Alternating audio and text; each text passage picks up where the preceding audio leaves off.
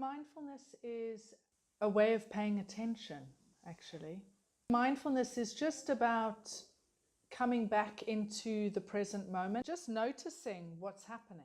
We spend so much of our lives in our heads and in either the future or the past, thinking. When we practice mindfulness, we just come back to what's here now in the present moment.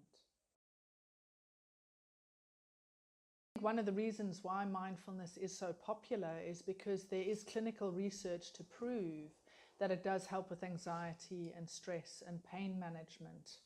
It also helps us support our own well-being, and I think in a way that's at the heart of it. When we are caught up in anxiety, it's quite often related to the future and what's going to happen, and our concerns and worries and imaginings about all the things that could go wrong.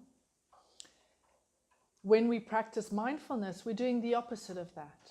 So we're coming back into just being here with what actually is, rather than worrying about what's going to come tomorrow so much. And in this way, we learn to both relax our nervous system and also not start to recognize that actually that's just what the mind's thinking. It's not really it hasn't happened yet. And from a basis of knowing that, we can also then do things that help us and support us to be less anxious. I would say my 3 top tips for helping with anxiety would be: notice the ground. When we are anxious, we tend to be spiraling upwards and very much in our head. Come back down to your feet and feel your feet on the ground and really notice the sensations of that. The other top tip that I would be, the breath can be a really helpful tool in relaxation. Just noticing the out-breath. The out-breath connects us to the parasympathetic nervous system. And the parasympathetic nervous system is about relaxing. So if we can start to really notice our breath, we can start to regulate our anxiety a little bit more using the breath. The third one I would say is notice the good things. Really give attention to, our tendency is just to notice what we don't like or what's not working.